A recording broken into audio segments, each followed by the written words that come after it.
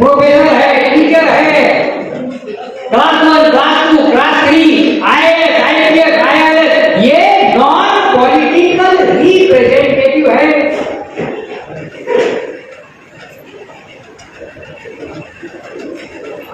गांधी जी ने देखो खत्म किया, गांधी जी पूरा क्रैक।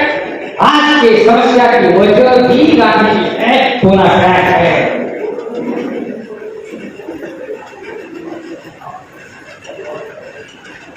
तो सबसे बड़ी समस्या आज के कार्य में क्या है कि हमारे जो समाज में रिप्रेजेंटेशन नहीं है, इसका मतलब हमारे समाज में लीडरशिप करने वाले लोग नहीं है।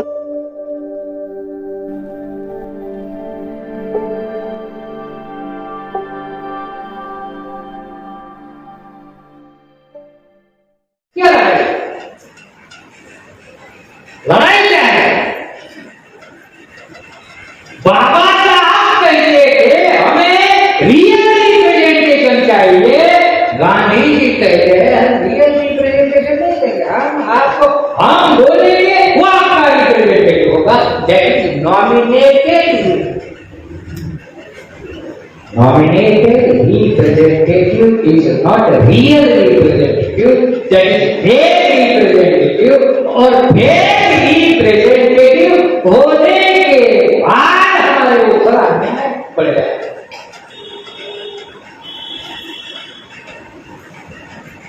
वो अन्याय बढ़ने के लिए रिजर्वेशन या रिप्रेजेंटेटिव सिस्टम नहीं।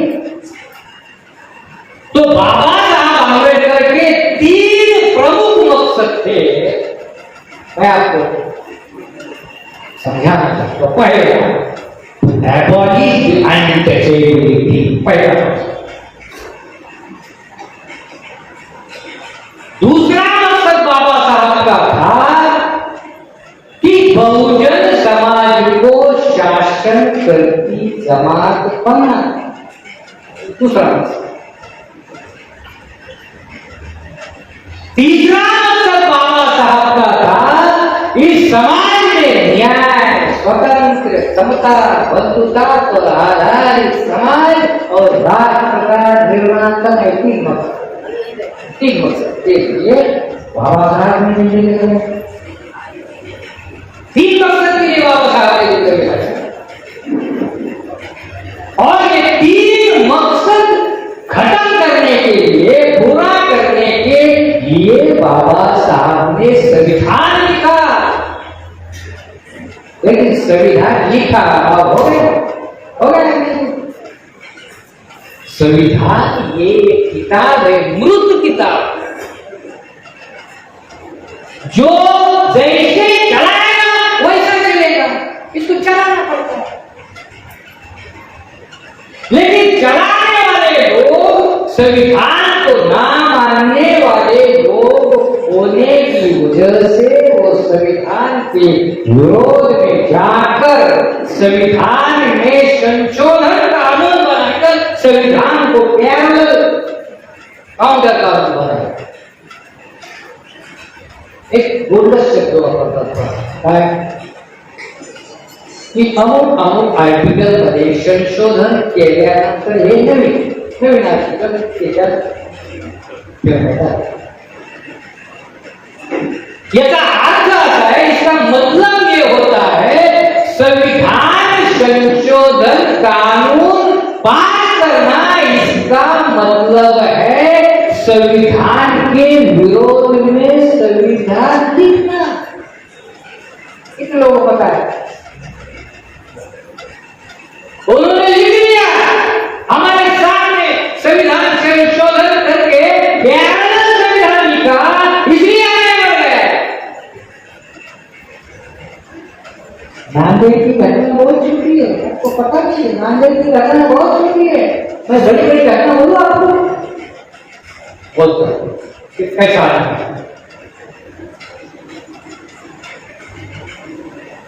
रामनाथ कोविंद राष्ट्रपति है, राष्ट्रपति रामनाथ कोविंद है, वो जगन्नाथपुरी मंदिर में गया था, ऐसा धक्का दिया उसको, ऐसा धक्का दे राष्ट्रपति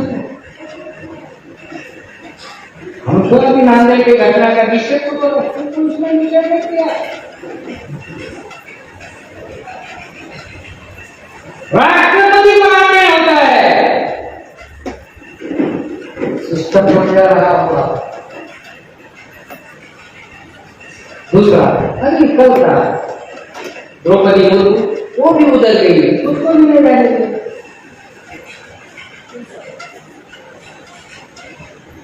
द्रौपदी मुर्मू को भी रहने दिया। उधर यूपी में अखिलेश यादव ये तो यादव है, ओबीसी है, यादव ओबीसी है, कुर्मी है। जब ये नया जो मुख्यमंत्री है उसका नाम क्या है, योगी जी, जब पहली बार सीएम बना तो अखिलेश यादव और मायावती जिस ऑफिस में बैठी थी उस ऑफिस को गोमूत्र से धुलाया। कितने लोगों को पता है? फिर उस ऑफिस पे वो बैठे।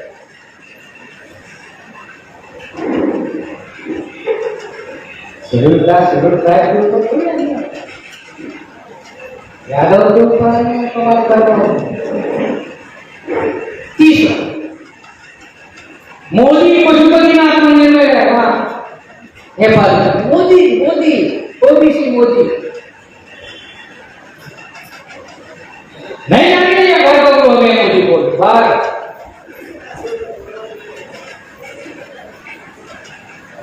नहीं होता है अभी नांदेड़ का तो बहुत कोने में है। और this is the arrogancy of the Brahmin. Arrogancy. समझते हो ना? arrogancy of the Brahmin. उनको पता है तुम हमारा कुछ नहीं बिगाड़ सकते। उनको पता है, इतना कॉन्फिडेंस हो तुम हमारा कुछ नहीं बिगाड़ सकते। जाओ कुछ भी करो।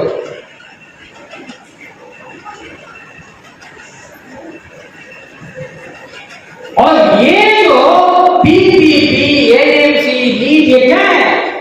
ये आपको हेल्थ सिस्टम में जो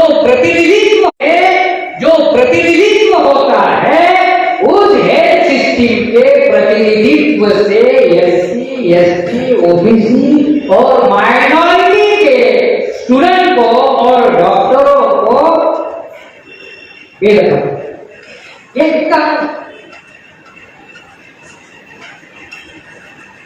हटा देना। इसीलिए कॉन्ट्रैक्ट सिस्टम में आपको आपके मालिक का सोचना होगा। मालिक बोलेगा वैसा ही कॉन्ट्रैक्ट सिस्टम वाला काम करेगा, वो अन्याय करेगा तो वो क्यों बैठेगा? अगर वो कॉन्स्टिट्यूशनल अगर सर्विस है वो चुप नहीं बैठे। फॉर एग्जाम्पल हमारे खाले से चुप नहीं बैठे। कॉन्स्टिट्यूशन अगर कॉन्ट्रैक्ट पर होते तो एक डिफरेंस है, the representation and reservation in constitutional system में और कॉन्ट्रैक्ट बेसिस में ये फर्क है।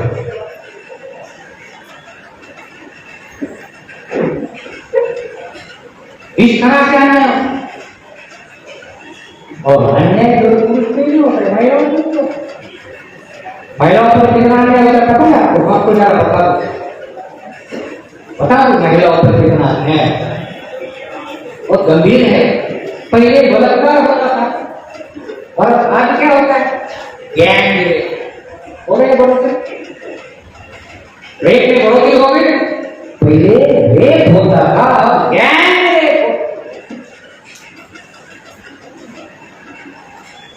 और भी बढ़ोतरी हो गई। क्या हुआ? गैंग रेप के बाद उस लड़की को दफनाया जाता है परस्पर। ऐसा होता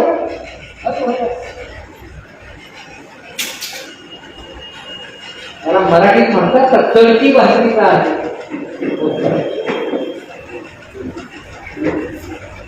और भी बढ़ोतरी कैसे? बॉडी को दफनाया जाता है, उसके बाद उसके बाद जो गवाह है, गवाह होते हैं ना लोग, उनको भी मार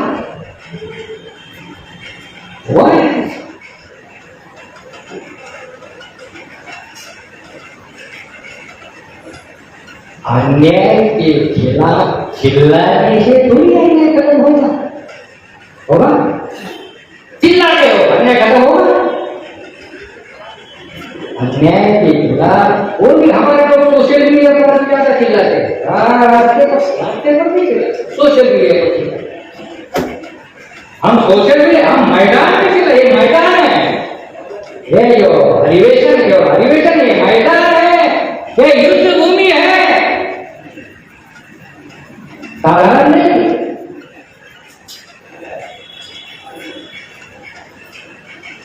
इस तरह से साथियों हमारे ऊपर अन्याय होता है। अन्याय क्यों होता है? इसका जो क्रक्स है, क्रक्स क्या है? Representative system of the democracy.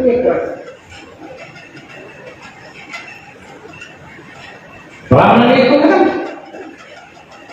ये जो रिप्रेजेंटेटिव सिस्टम है, ब्राह्मणों ने इसको कहा, इसलिए तो संविधान।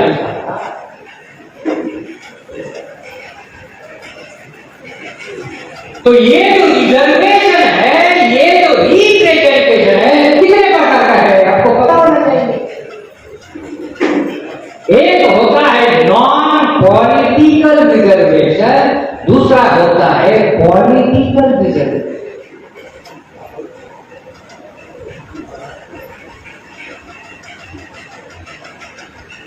न्याय, स्वतंत्र, समता, बंधुता अगर हमने समाज में प्रस्तावित की, क्या इसमें अन्याय हो सकता है? बिल्कुल नहीं हो। ऐसा कोई इतिहास में उदाहरण है? शिवराज 8वां, शिवशाही 8वां अन्याय होता? बलात्कार किया, हत्या का काटला ने बलात्कार किया, महाराजांनी त्याचे हात पाय तोड इमिडिएट राजा थे, लेकिन डेमोक्रेटिक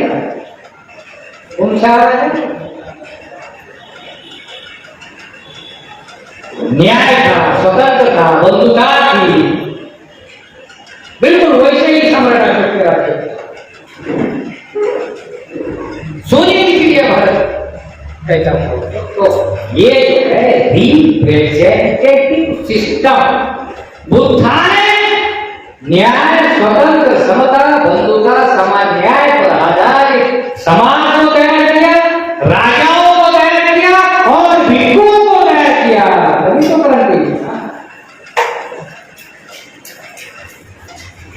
क्रांति आई, इसीलिए प्रवचन लेके थोड़ी प्रवचन लिया क्रांति होता है, ऐसा नहीं है।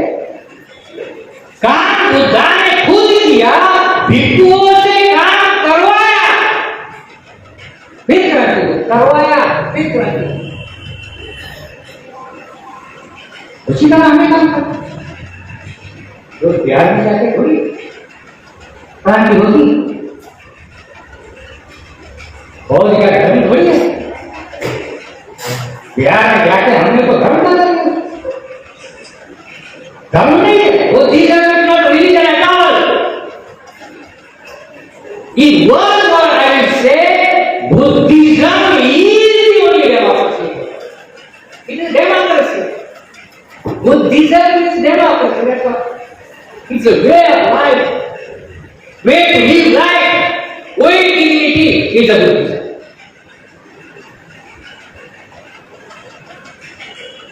तो वहां से बाबा साहब ने सब दिया, वहां से किया और खुद इम्प्लीमेंट। आज के लाइफ में बाबा साहब ने इसी मटेरियल को बाबा साहब ने इम्प्लीमेंट किया। कैसे?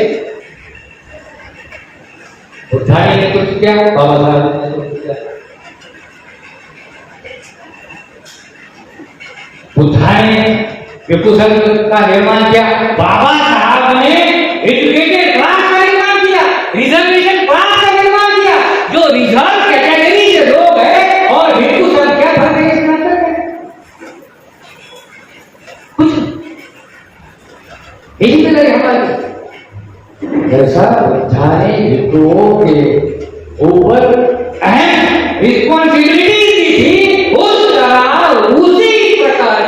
रिस्पॉन्सिबिलिटी बाबा साहब ने एजुकेशन एंड रिजर्वेशन के लोगों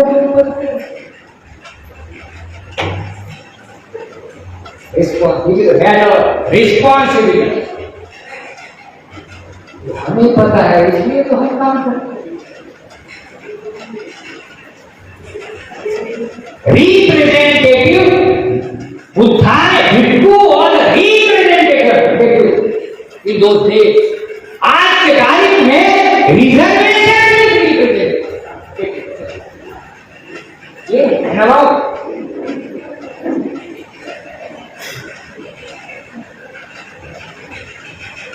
आपको पता नहीं वो होगा क्या नहीं, मतलब नहीं याद हुआ में बाबा साहब को पढ़ा है, लेकिन साथियों भिक्षु संघ में इलेक्शन होता था। इलेक्शन उसको कागज नहीं था, फिर इलेक्शन क्यों इलेक्शन होता था? वो जो साल पत्र होता है, साल पत्र पर इलेक्शन लिखित तो मुझे कहने का मतलब ये है, जैसा भिक्षुओं ने दुनिया बदल डाली, उस तरह we are people beneficiaries of reservation. We must get to change, at least change India, of course, and that's the root cause of exploitation on it.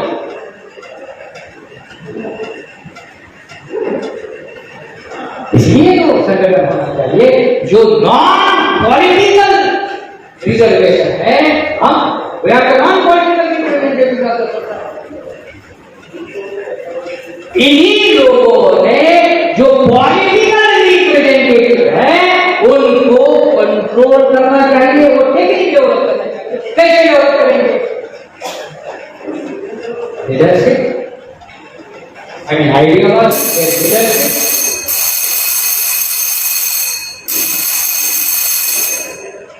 Ideology, leadership and organisation.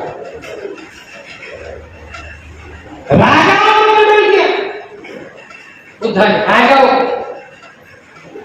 हम एमपीए में लोग बन सकते हैं। कैसे? संगठन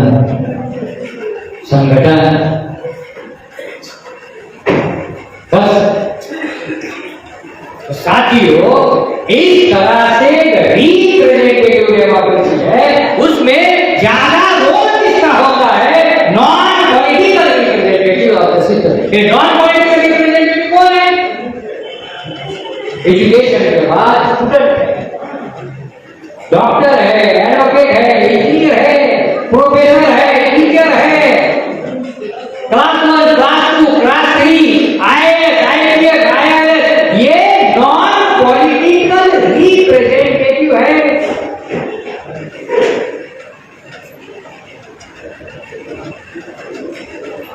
गांधी जी ने एक तो खत्म किया, गांधी जी पूरा आज के समस्या की वजह भी गांधी जी है, पूरा है।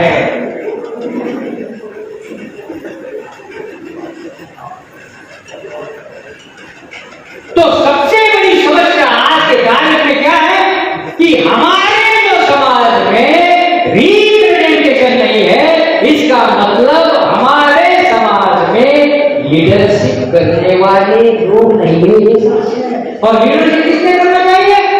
पढ़े लिखे लोग, डॉक्टर लोग, इंजीनियर लोग, एडवोकेट लोग, इन्होंने लीडरशिप करना चाहिए। क्या 10वीं फेल लोगों ने लीडरशिप करना चाहिए? ये हमारी समस्या।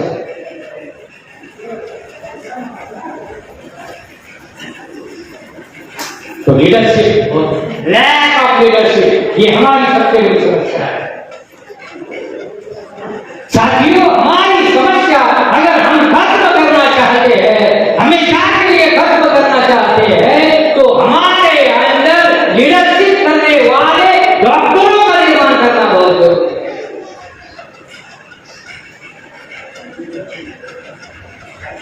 है। कोई है डॉक्टर लीडरशिप कर रहा है, अरे गली में लीडरशिप करो, गांव में करो, तहसील में करो, डिस्ट्रिक्ट में करो, स्टेट में करो, नेशनल लेवल पर करो, जितनी आपकी औकात है उस लेवल पर लीडरशिप, लेकिन लीडरशिप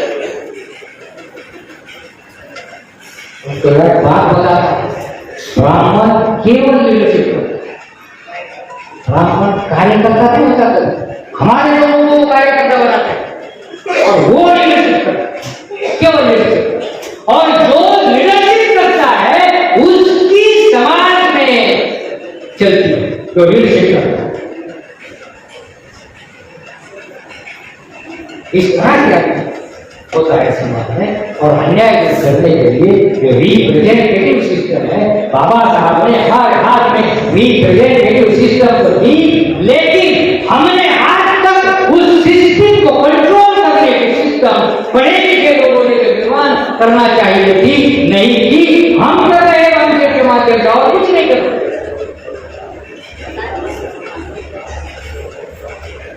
ये नॉन पॉलिटिकल रिजर्वेशन ब्राह्मण ने कैसे खत्म किया? एजुकेशन खत्म, रिप्रेजेंटेटिव सिस्टम खत्म, आरक्षण कुणाला आहे? आळाने आहे का? शिकलेल्या माणसाला आरक्षण, आणि शिक्षणच संपवून टाकलं, भविष्यात कोण आहे तुम्हाला प्रतिनिधी? तो प्रतिनिधित्व करणारी जे सिस्टम आहे, एज्युकेशन खत्म है, सिंपल बात है।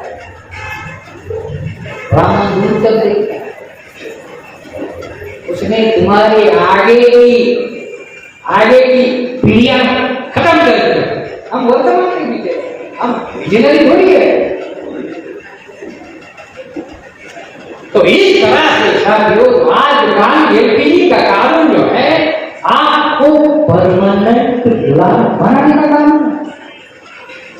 एक बार ये सिस्टम एस्टेब्लिश हो गई, आप कैसे विद्रोह करेंगे? आज से 10 साल भाग करो, आज से 10 साल सोचो, 2045 विद्रोह करने के लायक नहीं होते।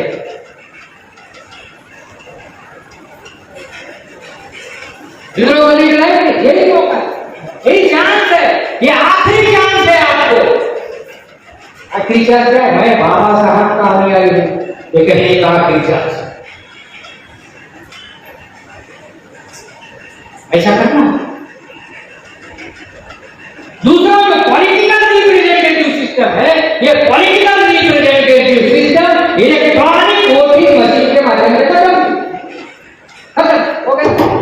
दोनों रिप्रेजेंटेटिव, नॉन पॉलिटिकल रिप्रेजेंटेटिव खत्म, रिप्रेजेंटेटिव खत्म। कैसे कह सकते हैं भारत में डेमोक्रेसी खत्म?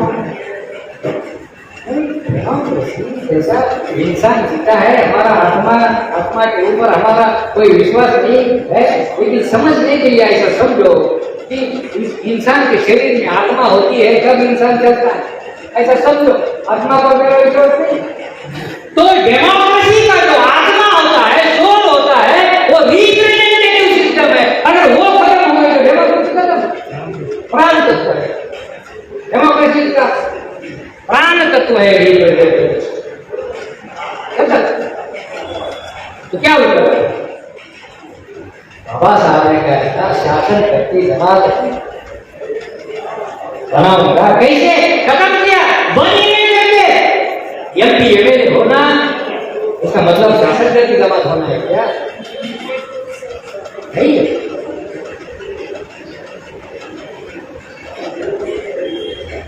इस तरह डॉक्टर इंपा के माध्यम से हर जिले में अगर एक डॉक्टर है, हर जिले में एक डॉक्टर।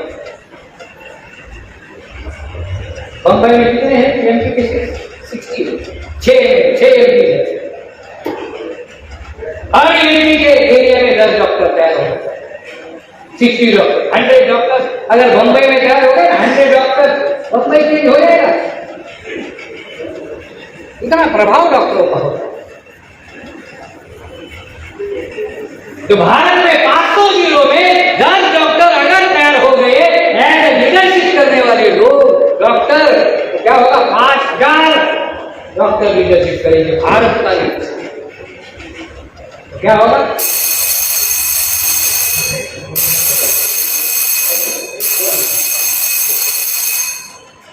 साथियों, 5,000 लीडरशिप करने वाले अगर डॉक्टर तैयार हो, साथियों के लिए कैलकुलेशन किया है और 5,000 खत्म कर सकते हैं। 120 करोड़ 100 करोड़ डॉक्टर की जरूरत नहीं है। 5,000 डॉक्टर कैसे?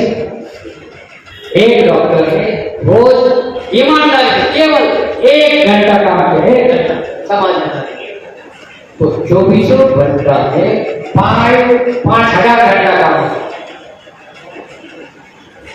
24 घंटा में डेली 5,000 आवर्स काम हो सकता है। This is organisation. जो अकेला रहता है वो डिप्रेस होता है, वो बोलता है नहीं कर सकता।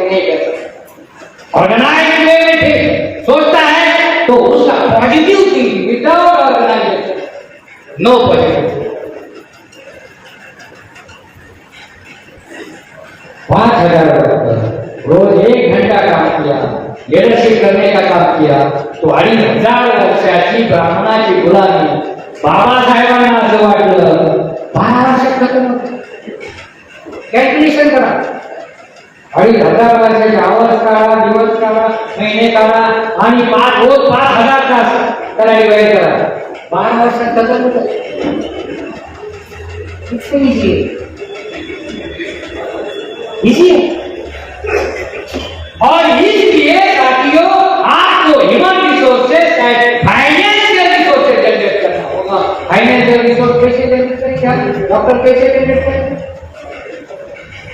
जो डॉक्टर सर्विस में है उसको बाबा साहब कहते हैं 5% दे दो. जो 1 लाख रुपए सैलरी कमाता है पर मंथ 5,000 रुपये दे दो, तब आप कह सकते हो मैं बाबा साहब आ गए. साल में होता है 60,000. एक डॉक्टर ने कम से कम जो 1 लाख रुपए कमाता है एज पर बाबा साहब 60,000 सालाना उसने आंदोलन के लिए खर्च करना चाहिए, प्लस उसका बुद्धि खर्च करना चाहिए. जो डॉक्टर सपोज सर्विस में नहीं प्रैक्टिस में है, वो डॉक्टर क्या होता है 20-30 तो पेशेंट डेली प्राइवेट देखते हैं. एक पेशेंट का 200 रुपए दीजिए डेली. एक पेशेंट का फीस आंदोलन के लिए दे दो. महीने का कितना हो रहा है? 6,000 हो गया. 6,000 साल का कितना हो रहा है? केवल एक पेशेंट का पैसा आंदोलन के लिए डेली खर्च किया तो 72,000 रुपीज जो जीती है वो आंदोलन के लिए दे सकते हैं. कितना ही यदि एक पेशेंट का दिए तो आपको पता ही नहीं चलेगा आपका जो फैमिली फाइनेंस